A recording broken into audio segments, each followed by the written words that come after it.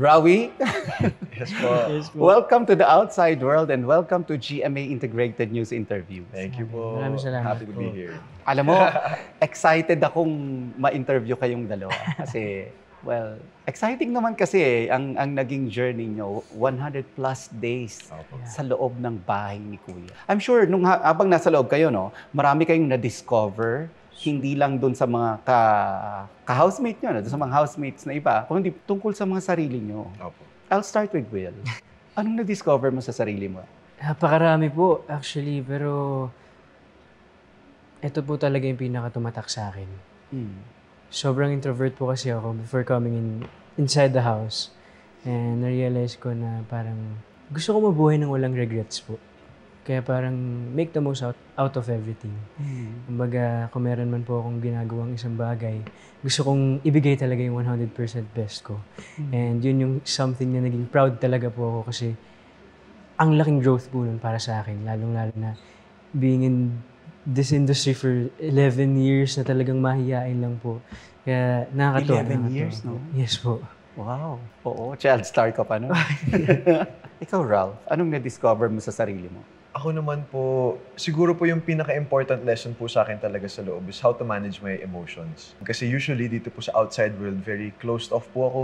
Hindi po ako nag-share ng mga things that would make me seem vulnerable, that dati akala ko would make me feel weak, would make me seem weak. Pero yun nga, thankfully, because of Will and the other housemates, mas napalabas ko pa po yung vulnerable side ko.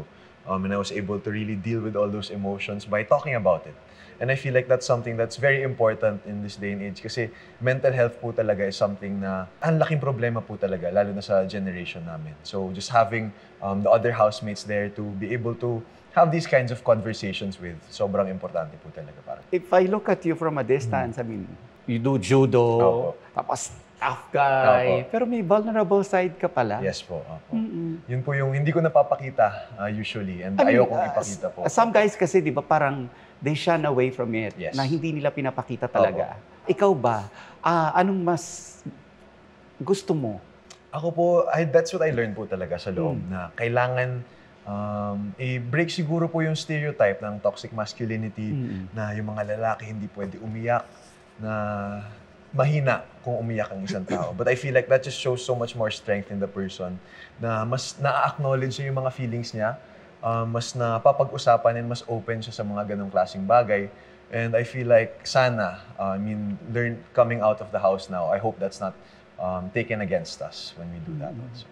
Ikaw, Will, ano yung pinaka-matinding pinagdaanan mo babang nasa loob ka? Wow. Wow, yun na nga. Sige. Grabe. Marami. Marami po. Ako sa listahan ko. Marami. Siguro ang mahirap po talagang pinagdaanan ko sa loob ng bahay, kalabanin yung utak ko. Dahil mga first month po na nandun ako sa loob ng bahay, nasisip ko na po lumabas talaga. Voluntary exit. Kasi hindi ko na po kinakaya. Dumating ka sa ganon? Dumating po ako sa ganung punto ng buhay ko sa loob ng bahay ni Kuya. Kasi growing up, sanay po talaga ako kasama yung family ko. Sanay akong kasama lumalabas sa friends ko. Kaya para mawala po sa akin yun, feeling ko sobrang deprived ko po talaga that time. Na to the point na nagsiself-pity ako na bakit ko ginagawa sa sarili ko to? Bakit ko ginaganto yung sarili ko? Ano bang meron? Anong kulang? Anong kailangan kong gawin? Sobrang gulo po talaga. Isa po si Ralph sa nakausap ko noong mga oras na yun. At kagaya po sa kanya, yung letter na dala-dala ni Donnie that time sa aming mga housemates, yun po yung nakapagpa-apoy talaga sa paglaban namin para sa pangarap namin po. Naiyak ka dun sa letter? Super. Malalang iyak po kasi before that, nakausap ko si Kuya na parang nahihirapan ako. Miss ko yung mom ko. Tapos nung time po na yun, first death anniversary ng lolo ko. Tapos nanghihingi ako ng update kay Kuya kung ano ba, kamusta ba, anong ginawa nila. Kahit picture lang, okay na ako. Makakita lang ako ng picture, masaya na ako. Mabubuhay na ako hanggang 100 days doon sa loob ng bahay. Kaya grabe po iyak ko nung nakita ko yung letter, nabasa ko. Tagos po talaga sa puso ko. Wow. Totoo pala yung mga napanood namin. Opo.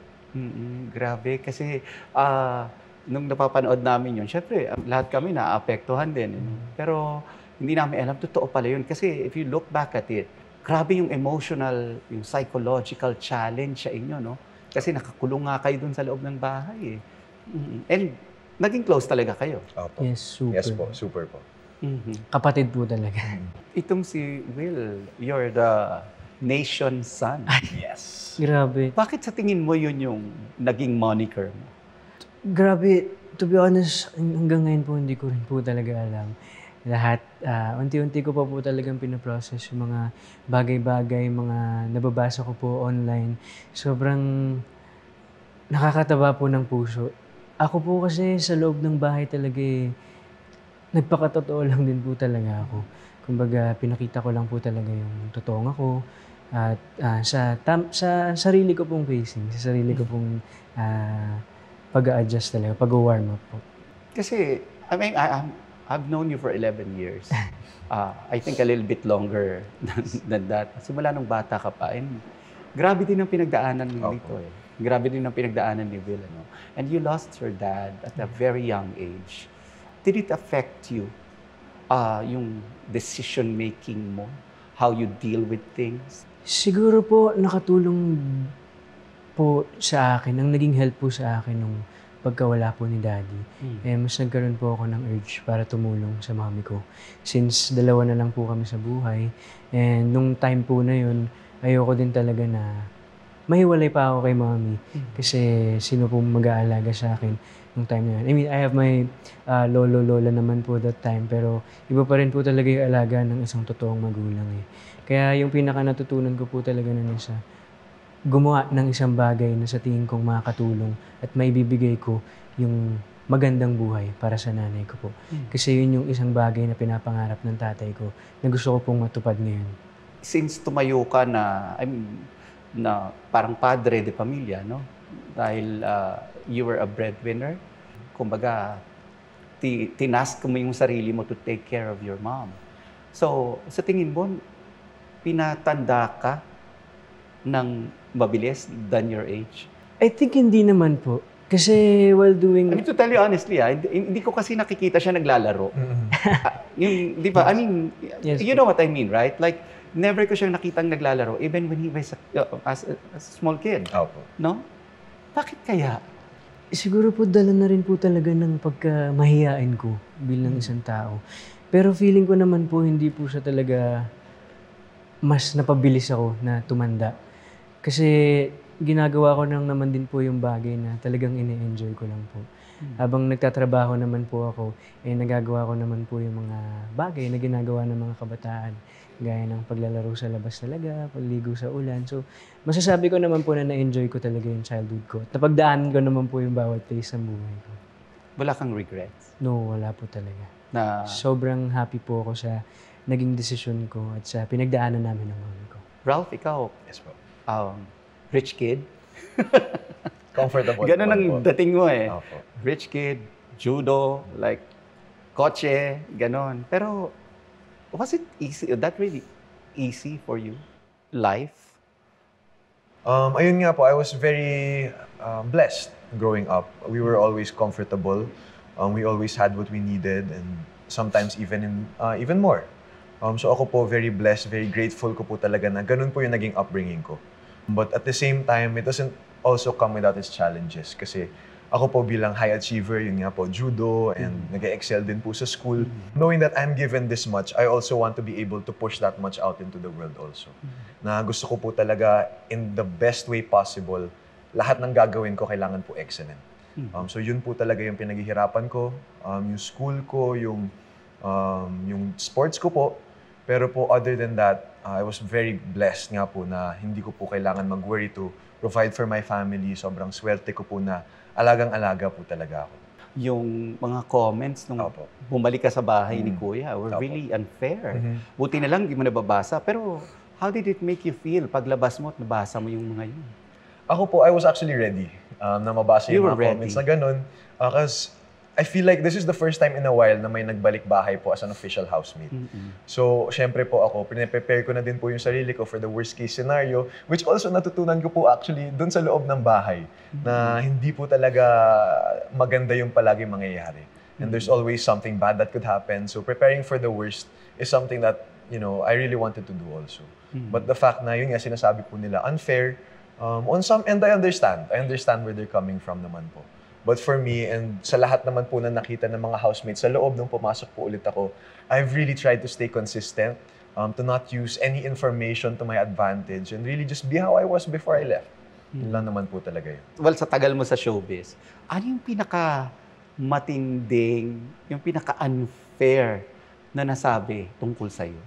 Were you judged before? Siguro, yung pag-judge po sa akin is based po sa personality ko lang talaga. Pero parang sa pinagdaanan ko naman po dito sa industry, masasabi ko naman pong fair siya. Kasi talagang pumasok po ako sa pinakamaliit na butas ng karayom talaga. Kumbaga, from the scratch po talaga yung ginawa namin ng mami ko.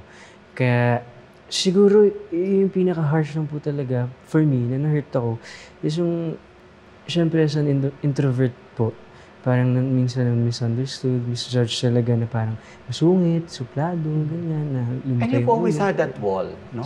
Yes like, po. parang pagtrabaho lang, and you never reveal your personal life.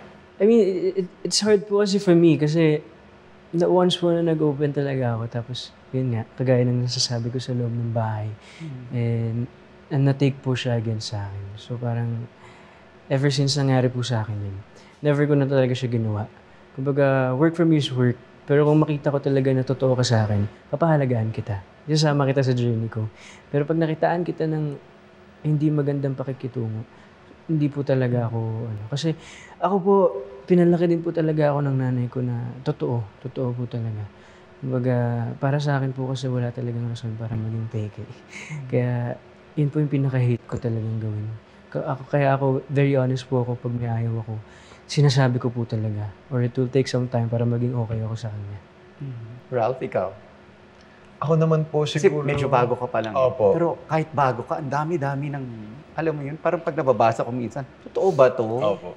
Siguro po, being so new in the industry, yun nga po, halos same din po kami ng problem ni Will na minsan may misunderstood yung pagiging tahimik ko po, na iniisip ng mga tao, boring ako, na walang personality, na yun po talaga yung actually gusto kong i-disprove pagpasok ng PBB. Gusto ko po talagang ipakita kung sino ako, kung anong kaya kong i-offer sa table, and just really who I am. And thankfully, with everyone inside, it was easy for me Were you to be thinking able of to a adjust. specific person when you were inside? Yun yung naging inspiration mo, motivation to go through the grueling 118 days? Actually, marami po kaming pinaghuhugutan ng lakas when it comes to our long stay. Kasi usually, most of the time, family ko po yung naiisip ko. Sino pinaka-na-miss mo? Yung pinaka-na-miss ko po talaga yung mom ko. Hindi mo ko talaga. nakakausap? Nung nasa loob ako, hindi ko po siya nakakausap. And the first contact we had from the outside world was yun nga po, yung letter na dinala po ni Donnie, actually, sa loob po ng bahay. Can you share Yes kung po, anong of course. nandun? My dad was the one who wrote it, actually. And dun po parang, I think this was a few days after my late lolo's birthday, nakuha namin yung letter na yun. So, ang mga sinabi niya po na, syempre, okay silang lahat, which na sobrang na-happy po talaga ako na malaman na wala silang problema, wala po nagkakasakit, wala po masamang nangyayari sa family ko, and everyone's doing well. And also, I was reminded nga po of my late lolo kasi it was his birthday had passed, and public servant po yung lolo ko before. So it was nice hearing from my dad also na the same way he inspired people before, I have the same effect sa tao po sa labas. So just hearing that from someone just gave me so much more But validation. you needed to hear po. that. Opo, That sobra po. you needed to read those words. Yes. No? Bakit? Anong pinagdadaanan mo nung time na yun? Siguro nung time na po na yun, mahirap na po talagang mag-overthink eh. Kasi wala po talaga kaming contact sa outside world. Wala po talaga kaming alam kung ano nangyayari, kung ano po yung kalagayan ng pamilya namin, kalagayan po ng reputation po namin sa labas. And just hearing those words from my dad, parang nakakapanibago po. And it was something that we all really needed kasi we also wanted to keep going. We didn't want to stop just because we were feeling confused or we were feeling tired. We always needed some sort of, yun nga po, source of strength para makausad po sa journey namin sa bahay. Do you have a message to your dad knowing na pinagtagumpayan mo tong, I know you did not, hindi kayo ang grand winner, pero you tried your very best. And I'm sure winner ka para sa kanya. Opo. You have any message for him? I just wanna say, Papa, thank you so much sa lahat ng inspiration at saya na dinala mo sa bahay, not just for me. Kasi may opportunity po siya na makapasok actually dun sa bahay. And medyo naging fan favorite nga po na papa ko and pati sa mga housemates. Sobrang nasiyahan po sila sa presence niya. And I'm so happy that he has that effect on other people. And other people can really see how good of a dad he really is. Kaya mahal na mahal ko po talaga siya. Ano yung meron si Ralph kung bakit siya yung sa tingin mo naging kasangga mo? Well, biglaan talaga po eh. Kumbaga, yung connection namin dalawa ni Ralph, yung pagiging magkapatid po namin, biglang dumating na lang po talaga. Na parang nagkaroon kami ng isang pag-uusap na pareho kami na, kakaintindihan Ganun kami. ka din pala. Ganun ka din pala, pareho tayo. Grabe. Ano yun? Ano yung something na yun? Yung parang tungkol nga po sa family, na pag-uusapan namin. Kung ano po yung nararamdaman namin sa loob ng bahay, kung gaano siya kahirap. Hindi pala ako nag-iisa. Kasi knowing po na PBB sa competition, napakahirap po at first for me mag-open up. Kasi natatakot ulit ako na magamit siya sa akin. And nung nakita ko po na talagang pinakinggan ako ni Ralph at no judgment, nakakatuwa. Nakakatuwa. Doon po namin nabuo talaga yung pagiging magkapatid namin. Ralph, anong meron si Will? Other than the things that he mentioned, syempre, the fact na willing siyang makinig, yun po talaga yung pinaka-important sa akin na he was open to hearing all of that, knowing na may pinagdadaanan din po siya on his own. Na sa lahat po ng problema ko, sa lahat po ng rants ko, sa lahat ng nominations ko, siya po talaga yung pinaka-comfortable akong takbuhan, pagkwentuhan ng mga bagay-bagay. Parang may spot na nga po kami sa bahay na pinupuntahan yung mga lounge chairs po. Doon po talaga kami nag-open up sa isa't isa. And I was so happy to find a brother talaga ano po yung sa sorry, dito muna yung usapan. Sige po. Ano yung pinakamatinding na-confide sa iyo ni Will? Pinakamatindi. Like nagulat ka? Siguro po yung revelation nga po na gusto niyang lumabas, na gusto niya mag-voluntary exit. Kasi para po sa amin, nakakapasok lang ng bahay, mga 1 month nga po yung naging stay na namin doon. I wouldn't have expected anyone at all to say that. Kasi feeling ko po, magagamit yun ng mga tao sa labas. Ayaw niya na po sa loob. Sige, okay na, wag na nating iboto, wag na nating ipag-stay dyan, i-nominate natin siya para makalabas na siya. That would be one less competitor. But at the same time, it also showed na he really trusted me also. So sobrang, doon po talaga ako nagsimulang mas magtiwala kay Will kasi nabukas niya po sa akin yun. So hindi niya nakwento yung Yung sabihin ko na, hindi kita na-interview tungkol dito. Gusto ko lang malaman kasi I got the side of Sophia and Jillian and you were the common person that they were talking about. Would you like to share your side dun sa kwentong yun? Nag-away yung dalawa. Hindi ba, dahil ba sa'yo? Nag-away? Ito po ba yung time na sa Prima? Ha? Prima? Noong time pa ng Prima Donnas. Well, hindi ko po talaga alam eh. But so, hindi dahil sa'yo? Hindi ko po alam talaga. Honestly, like, parang it's not my thing to say po talaga kung ano po yung dahilan ng pinagawayan po nila. Kasi honestly, hindi rin naman po ako yung makakapag-ayos nun, kundi silang dalawa lang naman din po. Pero kaibigan mo pareho eh. Yes And po. magkakaibigan kayo before. So, sa tingin mo ba, pwede ka maging instrumental to patch them together? Para mapag-patch silang dalawa. Of course, kung mabibigyan po ng chance, bakit hindi? Kung pareho naman po silang open, bakit hindi? Ako, honestly, katutuwa ko po yun. And napakalit lang din po talaga ng industriya natin. Magsasama at magsasama po tayo. Pero for the record, kaibigan mo sila pareho? Yes. Hanggang ngayon? Po sila pareho. Yes po. And bilang kaibigan po nila pareho, ako po wala pong pinapanigan, of course. Nakikinig lang po ako kung meron man silang mga sasabihin sa akin. Kasi nakatrabaho recently si Sophia and kaibigan mo si Jillian. Kumbaga, tagapayo lang po. Pero hindi naman po yung para Parang may alam si Ralph eh. Wala po talaga. Kung may alam po ako, siguro sa loob ng bahay, napakita na po yun. Pero never po namin napag-usapan yun po sa loob. But did you think it was unfair? Like, dinadawit yung pangalan mo doon? Well, I think, for me po kasi, parang ilang beses na po dumaan yung usapin po na yun eh. And para sa akin, siguro, meron pong reason yun talaga kung bakit. But, yeah, kasi nagkasama rin naman po kami sa isang palabas sa isang teleserye po. At meron po kaming pinagsamahan talaga. Para sa akin, hindi naman po. And kung yun nga, mabibigyan ako ng pagkakataon at pareho po silang bukas para mag-usap or maayos kung ano man po talaga yung pinagmulan po talaga or ano pa yung napakaraming rason po nun. Gagawin ko po. It's nice to hear that. At least, di ba, natulukan na natin. Meron ba kayong gustong pasalamatan now that, you know, your PBB journey is over and you are one of the, runners-up and sabi ko nga, in a way, winner na rin kayo eh. Kasi napagtagumpayan nyo yung 100 plus days. Unahin ko si Ralph, if there's somebody na gusto mong pasalamatan.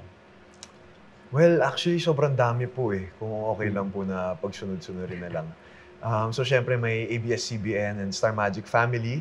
Kila Direk Loren, kila Tita Cory, kay Sir Carlo, and my handlers and RM, Tita Monch and Ate Shar. To my Empire Mercator family, kila Sir Mau, Sir Jonas, and kay Maynald. And to, of course, the GMA family also, kila Miss Annette and Miss Joy. And none other than the PBB family themselves, the whole staff, sila Sir Marcos. Dapat pasalamatan. And mamaya po yan. Susunod na po yan. So everyone who made that whole situation possible, syempre, to my family, to my friends, to all the people that supported me, and syempre, the one and only final duo, Will Ashley, we made it. This is it. Let's enjoy, let's celebrate, and we have a lot more work to do. Let's go. Will? First of all, gusto ko magpasalamat kay Lord. Kasi isa talaga siya sa sumalba sa akin nung nagkakaroon po ako ng matinding laban sa aking utak. And of course, my family na talagang walang sawang sumuporta sa akin at yung mommy ko na grabe yung suporta, ang pagmamahal na ibinigay niya sa akin. And to my GMA family, of course, sila Miss Annette, Miss Joy, Tita Tracy, handler ko, si Kuya Will.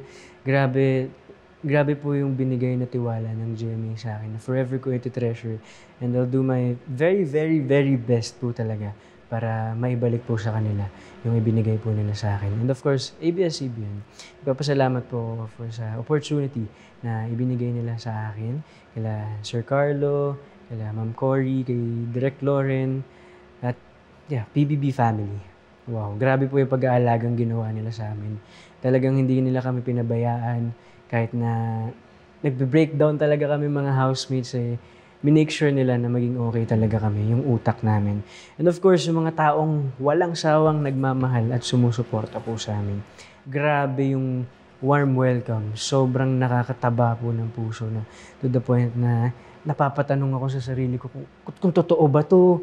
Kasi grabe po talaga yung naging jump. Napakalaking jump po talaga nito sa career namin pareho nila. Lahat po kami mga housemates. Sobrang pasasalamat. Maraming salamat po talaga sa pagmamahal at suporta yung binigay nila nung nasa loob pa kami, na pinaglaban kami. And again, paulit-ulit kong sinasabi po, ngayon na nandito ako sa outside world, kami lahat, sabay-sabay na tayong lalaban. Bukod dun sa emotional na announcement na pareho kayong naiyak, inabangan din ng tao yung hug ninyo ni Bianca eh. Ayun na nga. O yan, hindi pa si Bianca yung kahag mo niyan ha. Mama pa. Pero bakit nasettle nyo ba yung triangle na yun? With Dustin? Wow. Was there ever a To be triangle? honest, wala pong naging triangle talaga sa loob ng bahay. Alam po lahat ng mga housemates yan. Kasi, Bakit kayo kinship in a way? siguro po kasi nagkaroon din po kami ng work together. Yung Unbreak My Heart po, which is a collaboration. Nagkasilosan daw kayo ni Dustin. That, I don't know. Totoo Kasi ba? Wala po. Never kayo nag-confrontation? No, wala talaga. Like, I mean, we had a talk na parang, yun nga po, na support ko sila. Sinasabi ko po sa kanya yun talaga. Nagiging honest ako doon at sinasabi kong buo na sinusuportahan ko siya. Masaya ako sa naging storya nilang dalawa. At yun nga, kagaya ng sinasabi ko sa mga housemates po, sana talaga madala nila talaga sa labas po. Well, I'm so happy for you guys. At least, di ba, you have a great future outside of the house. And what's next for you? For the both of you? Thank you, Lord po talaga. Acting na, no? Acting ka Acting na. agad, project agad. Acting po, yes. Grabe, na-miss ko. Sobrang na-miss ko po talaga. Kaya isang bagay na hinahanap-hanap ko po sa loob ng bahay ni Kuya. Kaya ngayon po, game na po. Ralph, ikaw. Ako, hopefully po, magkaroon pa din po ng mga acting projects. Pero and bago yung mas- perspective nyo, no? Opo, Nung- sobra po. Sa career, parang tinitreat nga po namin yung every single opportunity we have as our last. Especially, lalo na we learned that nung big jump po talaga. And now that we're outside, we want to do the same. It's a great mindset to have kasi bubuhos po talaga namin lahat to really do our best in whatever we're given. So excited. Congratulations. Thank you Thank po. you po. Thank you. Thank you.